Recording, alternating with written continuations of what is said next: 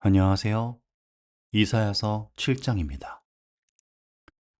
우치야의 손자요. 요담의 아들인 유다의 아하스 왕 때에 아람의 르신 왕과 르말리아의 아들 이스라엘의 베가 왕이 올라와서 예루살렘을 쳤으나 능히 이기지 못하니라. 어떤 사람이 다윗의 집에 알려 이르되 아람이 에브라임과 동맹하였다 하였으므로 왕의 마음과 그의 백성의 마음이 숲이 바람의 흔들림 같이 흔들렸더라. 그때 여호와께서 이사야에게 이르시되 너와 내 아들 스알야숲은 윗못 수도 끝 세탁자의 밭 큰 길에 나가서 아하스를 만나 그에게 이르기를 너는 삼가며 조용하라. 르신과 아람과 르말리아의 아들이 심히 노할지라도 이들은 연기나는 두 부직갱이 그루터기에 불과하니 두려워하지 말며 낙심하지 말라. 아람과 에브라임과 르말리아의 아들이 악한 꾀로 너를 대적하여 이르기를 우리가 올라가 유다를 쳐서 그것을 쓰러뜨리고 우리를 위하여 그것을 무너뜨리고 다부엘의 아들을 그 중에 세워 왕으로 삼자 하였으나 주 여호와의 말씀이 그 일은 서지 못하며 이루어지지 못하리라.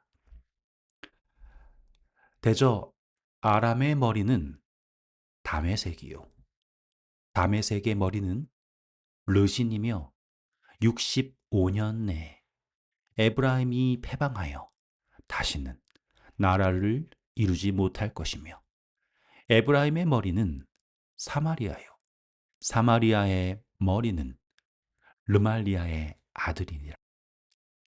만일 너희가 굳게 믿지 아니하면 너희는 굳게 서지 못하리라 하시니라.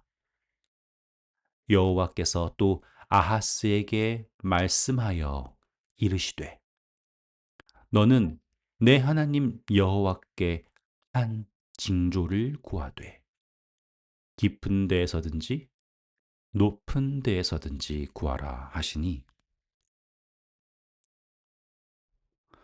아하스가 이르되 나는 구하지 아니하겠나이다. 나는 여호와를 시험하지 아니하겠나이다 한지라. 이사야가 이르되 다윗의 집이여 원하건대 들을지어다.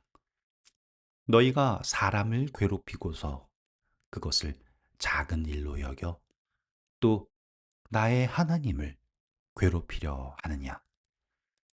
그러므로 주께서 친히 징조를 너희에게 주실 것이라.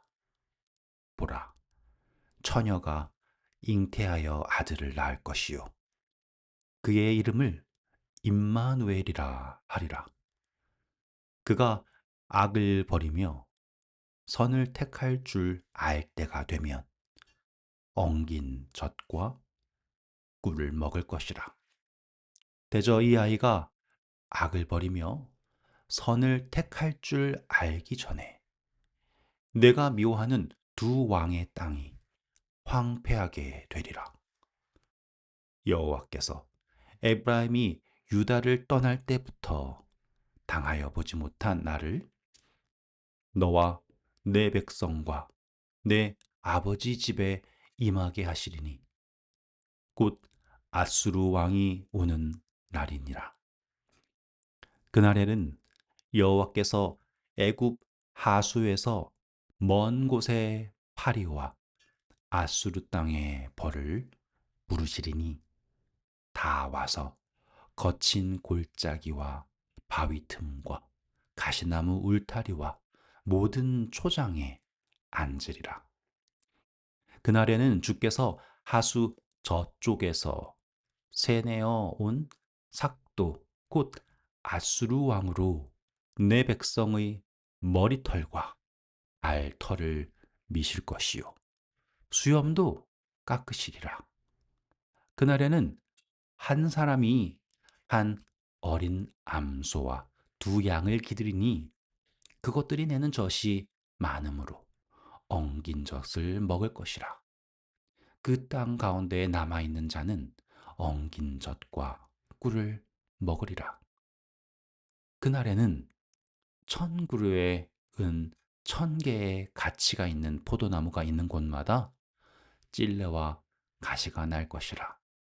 온 땅에 찔레와 가시가 있으므로 화살과 활을 가지고 그리로 갈 것이요 보습으로 갈던 모든 산에도 찔레와 가시 때문에 두려워서 그리로 가지 못할 것이요 그 땅은 소를 풀어놓으며 양이 밟는 곳이 되리라. 아멘. 네, 저희는 오늘 이사야서 7장을 살핍니다.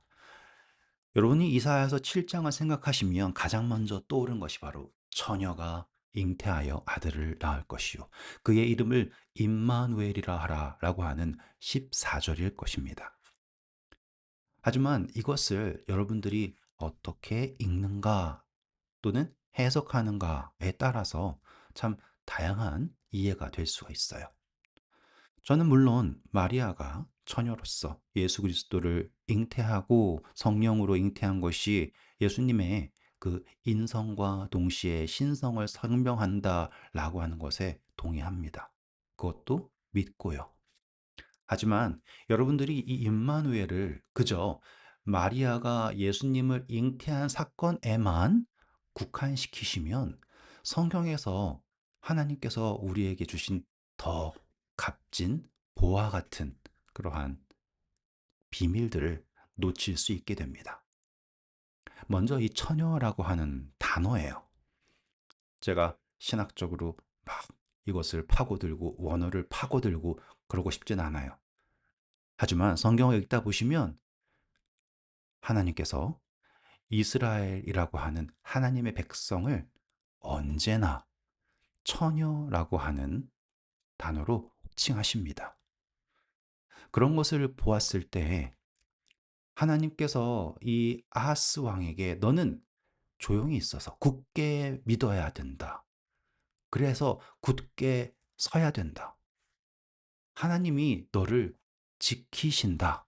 하나님의 말씀이 너와 함께 하신다라고 하는 그 약속을 믿지 못할 때 하나님이 징조를 구해라. 높은 데서든지 깊은 데서든지 징조를 구해라 라고 할 때 아하스가 뭐라고 해요? 나는 하나님을 시험하지 않겠습니다. 다시 말하면 하나님을 믿지 않습니다 라고 말하는 거예요.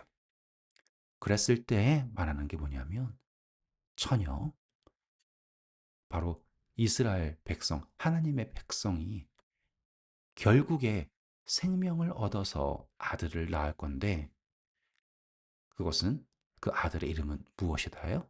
하나님께서 우리와 함께 하신다라고 하는 그것을 알게 될 것이고 그것이 성취될 것이다라고 말하는 거예요. 그런데 만약에 이 이스라엘 백성들이 하나님을 따르지 않고 세상에 놓여서 버림받은 바 될 때 하나님께서는 저 하수 저쪽에서 삭도라고 합니다. 이것은 이제 칼이죠.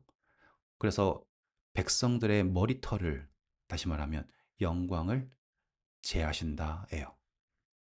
그래서 이 백성들이 자신들의 영광이 제해졌을 때 얼마나 사람이 적어지냐면 한 사람이 암소인데 어떤 암소냐면 어린 암소예요. 이제 다 성숙하지도 않은 암소예요.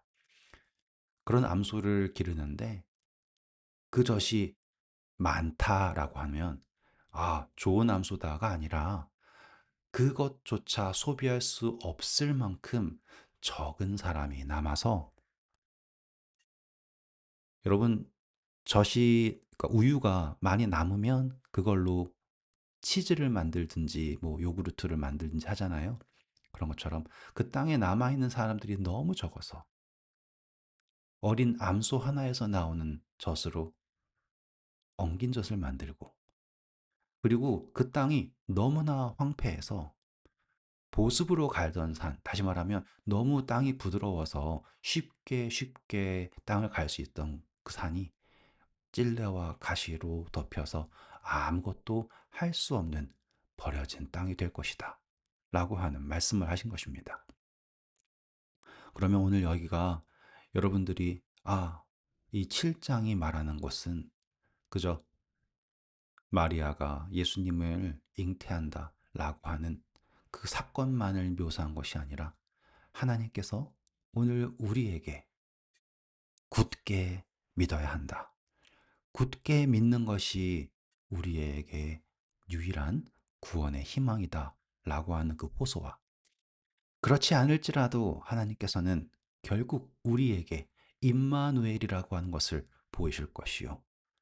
그리고 그 임마누엘이 이루어지기 전에 우리가 하나님께 떠나 세상에 놓이게 된다면 결국 우리가 의뢰하던 모든 것들이 쓰러지고, 결국 깨닫는 것은 인생의 그 호흡의 가치가 없음을, 그리고 오로지 하나님에게만 희망이 있음을 배우게 될 것이다 라고 하는 이야기가 바로 이 7장에 나와 있는 이야기였습니다. 네, 오늘도 수고하셨고요. 좋은 하루 되세요. 감사합니다.